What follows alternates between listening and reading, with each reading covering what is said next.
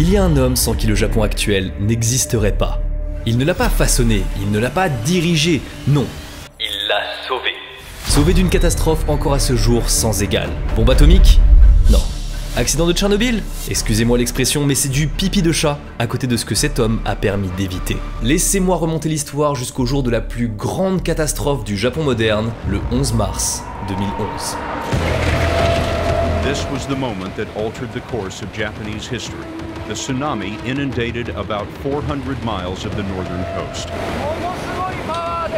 Nuclear officials there are warning of a possible nuclear reactor meltdown. They could release radioactivity and a disaster of unknown proportions. Tremblement de terre de magnitude 9.1 au large des côtes de Sanriku. Des vagues de plus de 15 mètres de haut. 8,6 millions de foyers privés d'électricité, 15 900 morts et 2520 disparus, 122 000 maisons complètement détruites et 470 000 personnes évacuées.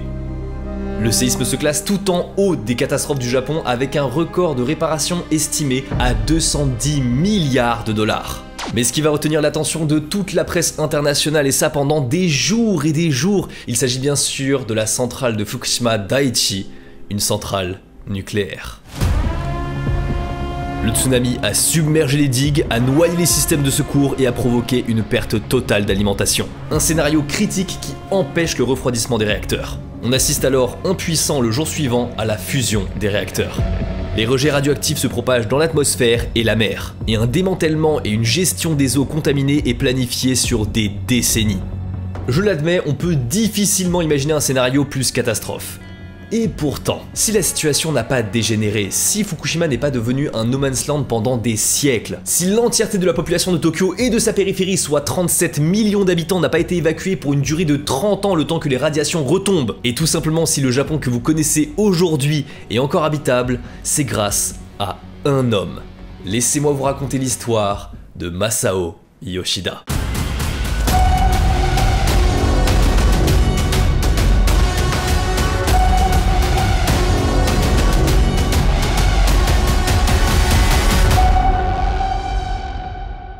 L'histoire que je m'apprête à vous raconter aujourd'hui, c'est le premier épisode de la saison 2 de mon podcast Jiken qui est disponible dès aujourd'hui sur Audible. Je suis vraiment super fier de vous présenter ça et je sais, c'est assez discret parmi mes projets et pourtant la saison 1 a vraiment bien fonctionné et ça a carrément été décliné en livre. Donc pour la saison 2, je compte sur les amateurs d'histoire au Japon pour vraiment apprécier ça. Et d'ailleurs cette fois-ci, j'ai aussi voulu coller à une nouvelle DA pour les histoires. Il y a 6 histoires, on va dire horribles comme pour la première saison, mais il y a aussi 4 histoires qui sont plus narratives et sans forcément de meurtre. Juste comme ça pour vous teaser un peu, parmi les 9 histoires qui vous restent à découvrir sur le podcast Jiken saison 2, il y a la prise d'otage la plus surprenante du Japon, la traque de l'homme le plus recherché du Japon, mais aussi le miraculé d'Hiroshima et de Nagasaki.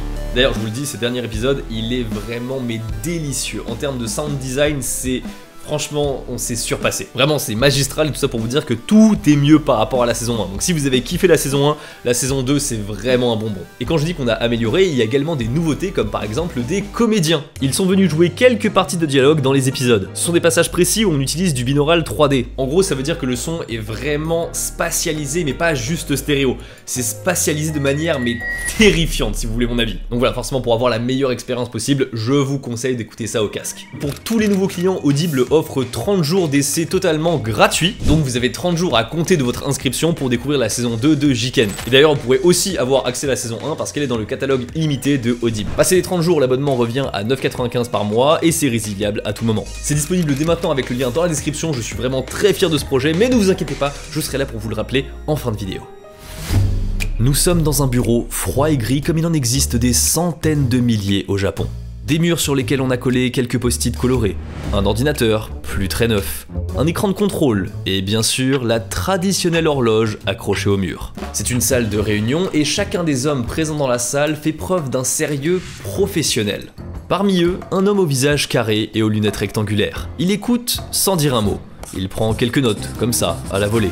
À 56 ans, Masao Yoshida est le directeur de ce lieu. Un poste à la hauteur de cet homme, professionnel respecté de ses pairs et au sang-froid exceptionnel. Des crises il en a subi tout au long de sa carrière, mais rien ne semble pouvoir démonter cet ancien combattant de kendo à la carrure imposante.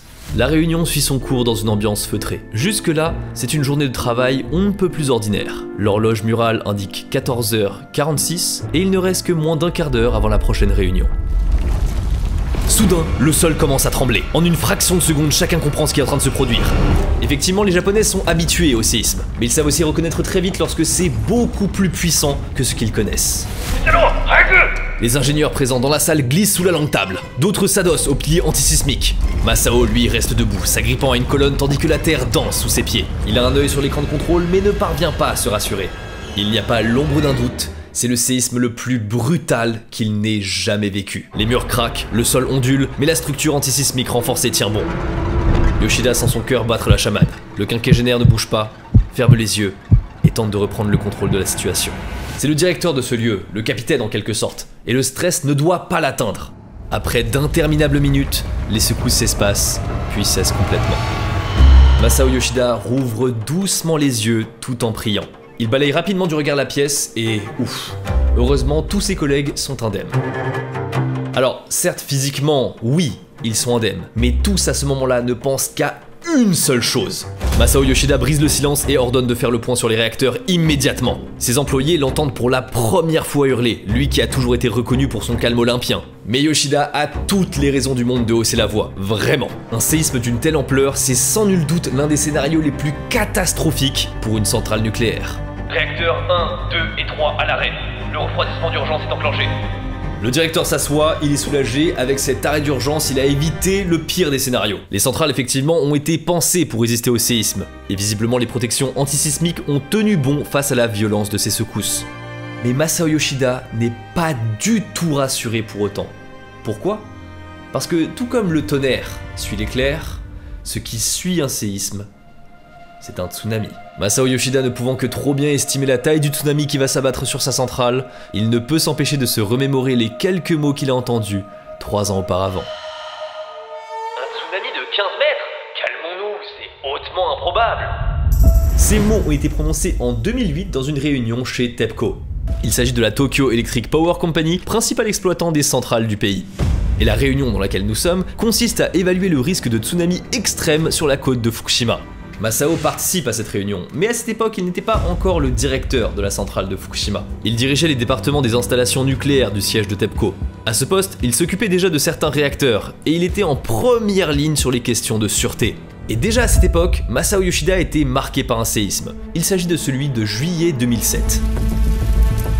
Effectivement, ce mois-ci, un séisme a frappé la centrale de Kashiwazaki Kariwa. Dans la centrale, un transformateur a pris feu et des fuites mineures de radioactivité ont été détectées. TEPCO, à ce moment-là, a été bien sûr pointé du doigt pour son manque de vigilance. La compagnie a dû présenter des excuses publiques et Masao Yoshida, tout comme de nombreux de ses collègues haut placés, ont dû accepter symboliquement une baisse de salaire. Pour Masao Yoshida, cet épisode sismique agit comme un avertissement. Les normes de sécurité des centrales japonaises doivent être renforcées. Et c'est d'ailleurs cet incident de juillet 2007 qui avait motivé toutes les personnes autour de la table lors de cette réunion à se rassembler pour discuter sécurité. Je vous prie d'y réfléchir plus convenablement. Et ce jour-là, Yoshida va vraiment insister du mieux qu'il peut pour que ses collègues prennent conscience des risques. Il met en garde ses collègues. Des vagues pouvant atteindre plus de 15 mètres pourraient, en théorie, frapper la centrale de Fukushima Daiichi. Lui qui connaît le site sur le bout des doigts imagine sans peine les conséquences d'une telle masse d'eau sur des installations conçues pour résister à des tsunamis bien moindres. Il aimerait rehausser les digues et protéger davantage la machinerie. Mais malheureusement, ce jour-là, lors de cette réunion en 2008, personne autour de la table ne semble convaincu par le scénario de Masao Yoshida. Pour tous les autres autour de la table, tout ça, ce ne sont que des chiffres. Des chiffres qui donnent le vertige pour Masao, mais juste des petites inscriptions sur du papier pour tous les autres. Conclusion, face à l'importance des coups, la direction calme le jeu. Masao Yoshida, lui, est partagé, mais face à la pression de ses supérieurs, il n'a d'autre choix que d'acquiescer. Aucune mesure n'est prise, et le dossier concernant une vague potentielle de 15 mètres de haut qui s'abat sur la centrale de Fukushima Daiichi est classé aux archives. L'année suivante, en 2009, Masao Yoshida est nommé directeur de la centrale de Fukushima Daiichi. Un poste prestigieux, on pourrait même dire le couronnement de sa carrière. Yoshida retrouve alors un site qu'il connaît bien pour y avoir travaillé de nombreuses fois. Il reprend ses habitudes comme faire par exemple le tour du site, il discute avec tous les opérateurs et vérifie lui-même si certains générateurs et certaines pompes fonctionnent correctement. Vous l'aurez compris, bien qu'il occupe le poste le plus important de la centrale, il tient absolument à rester très proche du terrain. Il multiplie très fréquemment les exercices de sécurité et demande à ses équipes de vérifier quotidiennement les mesures d'urgence. Vous le sentez bien, ce patron, il est marqué par le séisme de juillet 2007. Mais pour autant, il n'a pas oublié le dossier classé aux archives concernant une vague de 15 mètres de haut qui viendrait s'abattre sur sa centrale. Il y pense régulièrement, voire même quotidiennement, mais il n'aurait jamais imaginé faire face à ce scénario, décrit comme hautement improbable, seulement quelques mois après sa nomination.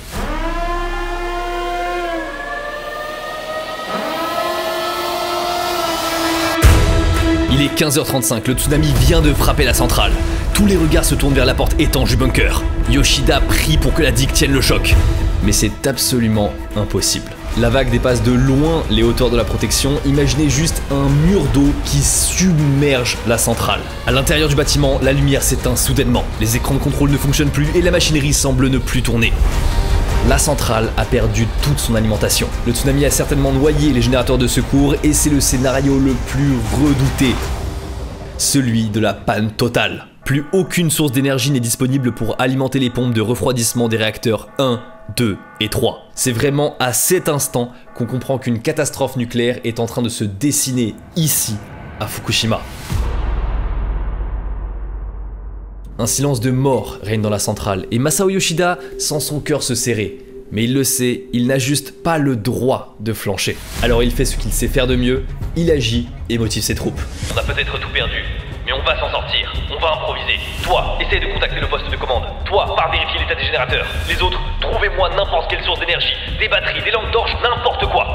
Les employés s'activent et se ruent dans l'obscurité armés juste d'une lampe frontale. Yoshida lui tente de joindre le siège de TEPCO avec une ligne satellite. Miraculeusement, ça fonctionne, mais par intermittence.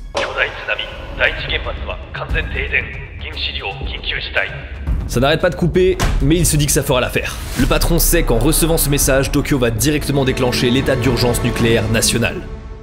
Les choses vont vite, mais la violence de l'eau fait encore trembler le sol. Yoshida, à cet instant, ne peut s'empêcher de penser aux centaines de personnes présentes sur le site. Ceux qui travaillent dans les bâtiments en bord de mer ont dû être certainement engloutis par le tsunami. Et ça, c'est sans compter les milliers d'habitants tout au long de la côte. Mais il le sait, ce n'est pas le moment de penser à ceux qui sont déjà partis. Il doit se concentrer sur ceux qui sont encore en vie, ceux qui peuvent encore être sauvés. Là, on ne parle pas de quelques centaines de personnes, mais de millions, voire des dizaines de millions d'habitants qui sont en danger.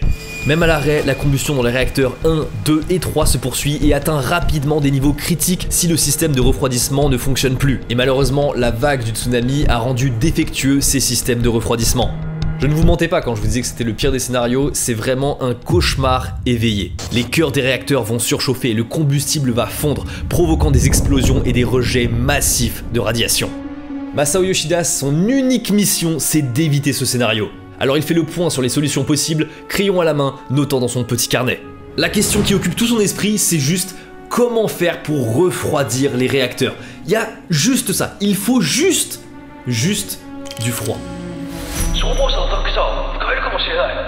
Cette proposition énoncée par l'un des ingénieurs de l'équipe pourrait bien leur faire gagner du temps.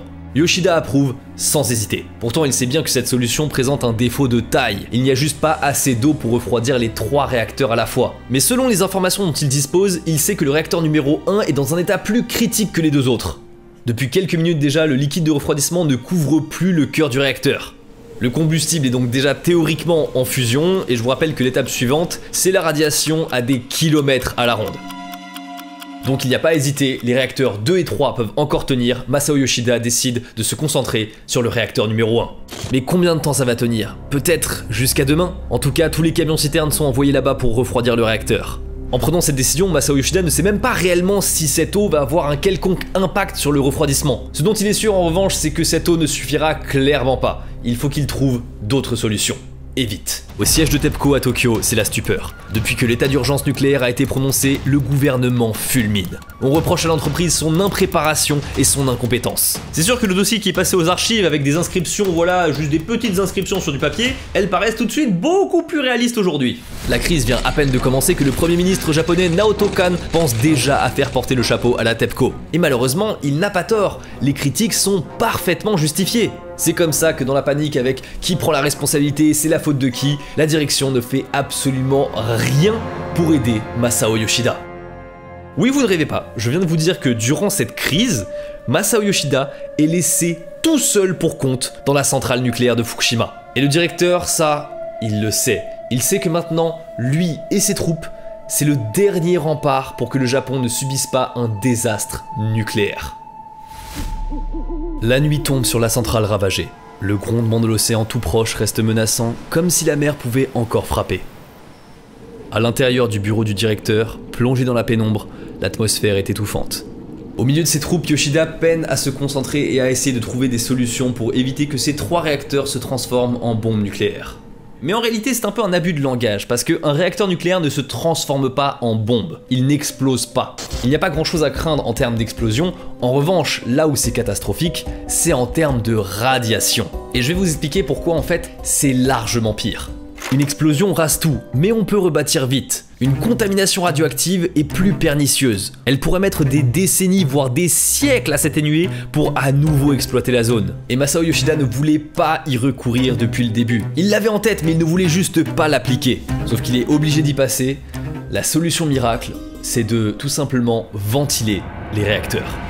Alors, aussi contradictoire que cela puisse paraître, pour éviter le scénario catastrophe avec des radiations sur des centaines de kilomètres à la ronde, eh bien on va relâcher dans l'atmosphère des radiations. Masao Yoshida veut relâcher volontairement dans l'air de la vapeur radioactive. Il a conscience des risques pour l'environnement, mais là, juste maintenant, c'est la seule solution qu'il a à disposition pour éviter l'emballement des réacteurs et avoir un scénario bien plus grave. Mais le problème, c'est que même si cette solution est déjà insatisfaisante, elle a en plus un coût. Je vous rappelle que la centrale est toujours sans électricité, et donc qu'il est impossible d'ouvrir les vannes de secours à distance. Si on veut les ouvrir, il faut le faire manuellement. Et le faire manuellement, vous l'avez compris, ça veut dire aller physiquement tout proche des réacteurs. Ce qui signifie envoyer des hommes dans cet enfer, probablement pour un aller simple. Masao Yoshida saisit son téléphone et demande les autorisations à la direction d'effectuer une telle opération. Mais malheureusement, les connexions avec Tokyo ne sont toujours pas rétablies et donc du coup il décide de lui-même prendre la responsabilité de lancer une telle mission. À ce stade, le stress n'est même plus descriptible. Il envoie des hommes sous ses ordres se sacrifier pour le bien de tous. C'est littéralement ça. Mais c'est là où le sens du sacrifice japonais va être mis en lumière. Plusieurs employés en combinaison, volontaires pour cette mission potentiellement suicidaire, partent en équipe de 2 dans la nuit noire. Armés de leurs lampes de poche, leur objectif est de retrouver les manettes mécaniques des vannes du réacteur 1, tout en étant dans le noir et les murs déformés par le séisme. La nuit s'annonce longue, très longue. 12 mars. Nous sommes déjà le lendemain du séisme, le 12 mars, et le moins qu'on puisse dire, c'est que ça s'agite fortement vers Tokyo. Le premier ministre Naoto Kan, furieux de la tournure des événements, décide de lui-même se déplacer jusqu'à la centrale de Fukushima Daiichi. À 5h du matin, un hélicoptère dépose le premier ministre sur le site. Yoshida l'accueille en personne et la tension est plus que palpable. Il ne faudra pas plus de quelques secondes avant que le ton monte. Pourquoi la ventilation prend autant de temps? Les premières vapeurs devraient déjà être libérées. Je me fiche des difficultés, il faut que ça aille plus vite. Le Japon est en danger. Le Premier ministre a raison en un sens, mais dans sa rage, il oublie de voir tout le tableau. Et voir le tableau, ça veut dire aussi voir qu'il y a des hommes de Masao Yoshida dans la centrale actuellement en train de se sacrifier pour essayer de trouver désespérément une vanne et l'ouvrir.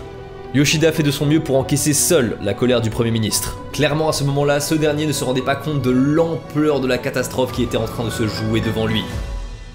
Mais heureusement pour le directeur de la centrale, le Premier ministre repart aussi vite qu'il est arrivé. C'est un soulagement pour lui, mais de courte durée. Il n'a absolument aucun temps à perdre. Lui et ses équipes doivent se concentrer sur la crise, vu que ce sont les seuls à comprendre ce qui se joue réellement ici. Et enfin les efforts payent. À 9h du matin, une bonne nouvelle. Une équipe a réussi à ouvrir partiellement une des vannes du réacteur numéro 1, et de la vapeur commence à s'échapper du bâtiment du réacteur. Je reconnais que c'est assez étrange de se réjouir que de la radiation est en train de s'échapper dans l'atmosphère, mais Masao Yoshida le sait, c'est un mal nécessaire. Mieux vaut quelques rejets contrôlés maintenant que des radiations incontrôlables plus tard. L'heure tourne et il est déjà midi. Cela fait déjà 24 heures que Masao Yoshida n'a absolument ni mangé, ni dormi. Le stress lui a clairement coupé la faim, mais les dégâts se font ressentir. Il tremble de partout. La fatigue et la peur l'affaiblissent vraiment. Il songe à s'assoupir quelques minutes. Mais au moment où il comptait piquer du nez, l'un de ses ingénieurs arrive avec une mauvaise nouvelle. Le réacteur 3 signale une pression anormale. Il faudra bientôt le ventiler. Pour le moment, seul le réacteur numéro 2 tient le coup. Mais pour combien de temps ? Il est 15 h. Le bâtiment du réacteur numéro 1 vient d'exploser. Un épais nuage gris s'échappe. L'hydrogène a fini par s'enflammer, provoquant cette déflagration. Comment est-ce possible? Le bâtiment était en train d'être ventilé. Masao Yoshida ne comprend pas. Mais Masao Yoshida n'a pas le temps de se lamenter. De fortes radiations s'émanent du réacteur numéro 1, mais tant pis. La priorité maintenant, c'est le réacteur numéro 3. Et là, c'est l'arrivée, mesdames et messieurs, de la nouvelle solution miracle, celle auquel il pensait, mais qui est encore un cran au-dessus, pire que celle de relâcher de la radiation directement dans l'atmosphère. Alors je sais, c'est pas facile d'imaginer quelque chose de pire que ça, et pourtant ça existe. Mais là, actuellement, pour Masao Yoshida, c'est vraiment la dernière des dernières solutions. La nouvelle solution, c'est l'eau de mer. Alors de prime abord, verser de l'eau de mer sur le réacteur numéro 3 pour le refroidir et en profiter pour refroidir le réacteur numéro 1 au passage semble être une très bonne idée. Semble être une très bonne idée. Effectivement, elle comporte de nombreuses failles. La première, la corrosion accélérée. La seconde, l'encrassement et le salage qui va dégrader le refroidissement. La troisième, les dégâts irréversibles qu'il y aura sur le matériel et l'instrumentation. Et enfin, le quatrième point, et pas des moindres, la gestion de l'eau de mer contaminée.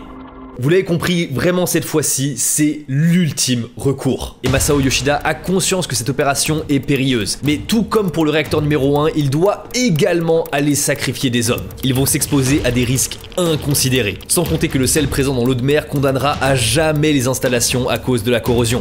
Mais comme je vous le répète depuis tout à l'heure, c'est vraiment la seule solution. À Tokyo, cette démarche audacieuse fait sourciller. Le Premier ministre Naoto Kan s'inquiète des conséquences de l'utilisation de l'eau de mer sur le plan international. Pris de panique, le pouvoir transmet des consignes à TEPCO. Arrêt immédiat de l'utilisation de l'eau de mer. Masao Yoshida reçoit ce message et pour lui, c'est un coup de poignard. Abasourdi, il s'assoit et Masao Yoshida, fatigué par les longues heures d'éveil et de stress, se laisse aller à ses souvenirs. Il se rappelle de ces moments quand il était encore étudiant à l'Institut de technologie de Tokyo, ou à cette époque où il ne voyait dans le nucléaire qu'une énergie abondante et prometteuse d'avenir. Il repense aussi à son embauche et à sa carrière chez TEPCO, où il est considéré comme quelqu'un avec du caractère. Aujourd'hui, tout ça lui semble bien loin et bien futile. Masao, il aurait pu flancher. Il aurait pu juste lâcher prise et écouter les ordres, sans réfléchir. Mais il va montrer à tout le Japon que être un homme responsable et professionnel jusqu'au bout, ça veut aussi dire défier l'autorité. Yoshida reprend ses esprits et il est furieux. Il frappe du poing sur la table et surprend tout le monde dans la salle. Il accuse la direction d'une décision complètement stupide et irraisonnée. C'est facile pour eux de décider ce genre de choses, de là où ils sont, loin de la catastrophe. Le poing serré, il se tourne vers son équipe. Continuez l'injection. Quoi qu'ils disent là-haut, on continue. De toute sa carrière, Masao Yoshida n'avait jamais défié un ordre direct de sa hiérarchie. Mais aujourd'hui, il a compris. Il en va de la sécurité du Japon tout entier. Si on arrête de refroidir le cœur du réacteur numéro 1, il pourrait transpercer le sol en fusionnant, et là ce serait juste une abomination. Peu importe si ça déplaît à la direction, au gouvernement, au Premier ministre et ça déplaît aux relations internationales, il s'en fiche. Lui, il met la priorité aux vies humaines.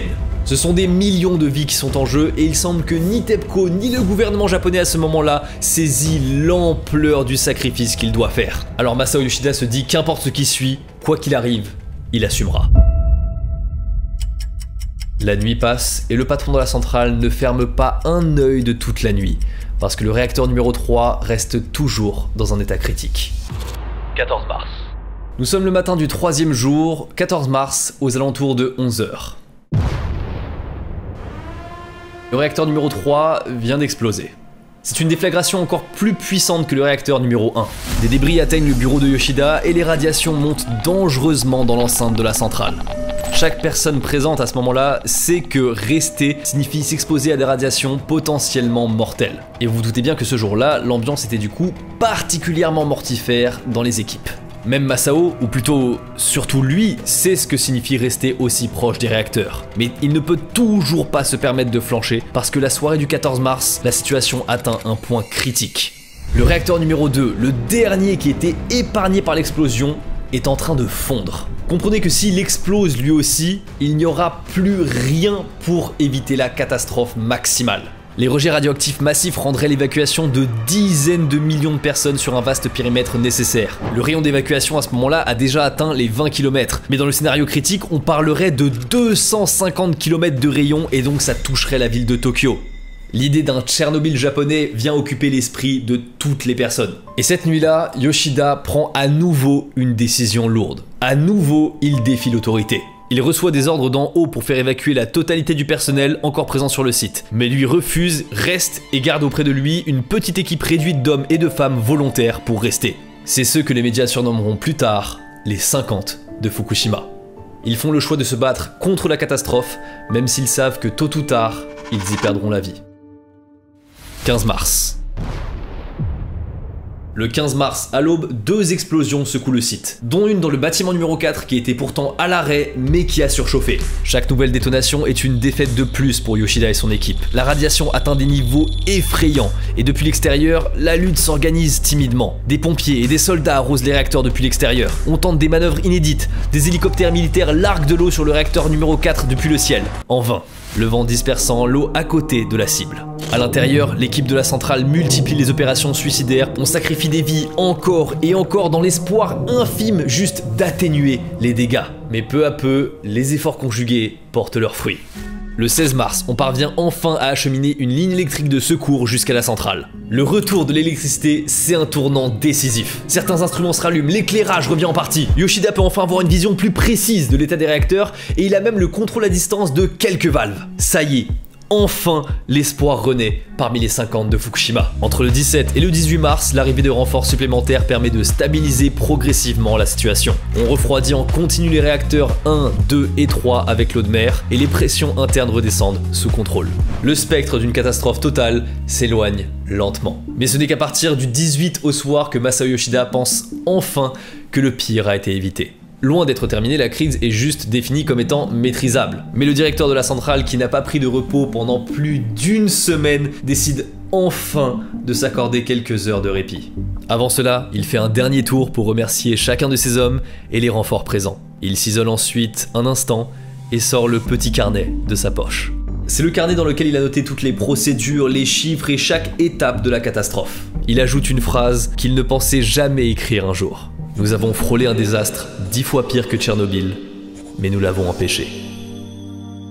Il referme le carnet, le range et s'autorise enfin, lui aussi, à relâcher la pression. Il faut répondre de vos actes maintenant, monsieur Yoshida. Masao Yoshida est devant tout un tas d'hommes en costume.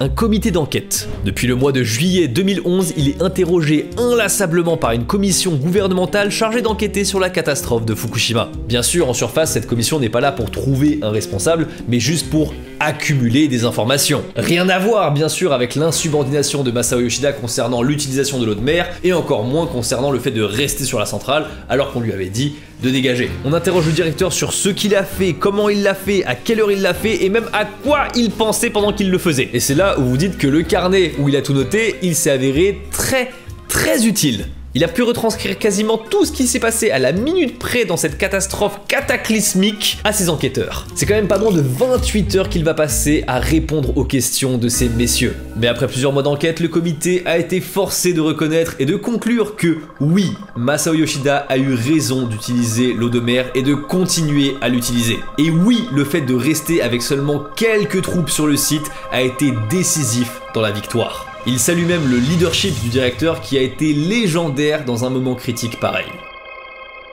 Et c'est comme ça, mesdames et messieurs, que Masao Yoshida devient au Japon un héros national. Son rôle décisif dans la gestion de cette crise hors norme a fait l'objet de nombreuses louanges dans les médias une fois l'urgence retombée. Très ironique lorsqu'on sait que ses supérieurs ont envisagé de le sanctionner quant à l'utilisation de l'eau de mer alors qu'il n'avait pas le droit d'après la direction.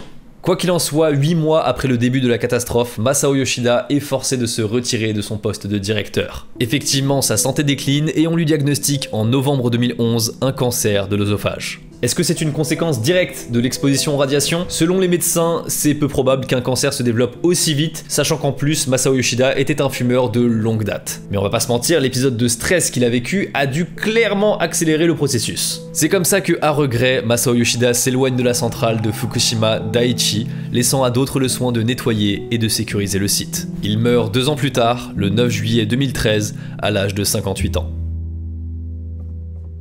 Une vague d'émotions saisit le Japon et de nombreuses personnalités rendent hommage à cet homme. Même Naoto Kan, le premier ministre avec qui il s'est accroché au cœur de la crise, salue la détermination de l'ancien directeur de la centrale. Aujourd'hui encore, l'héritage de Masao Yoshida perdure. Son témoignage détaillé sur l'incident a été compilé et rappelle à quel point il est urgent d'améliorer la sûreté nucléaire dans le monde entier. À Fukushima, la centrale est toujours en cours de démantèlement, un chantier titanesque qui durera des décennies.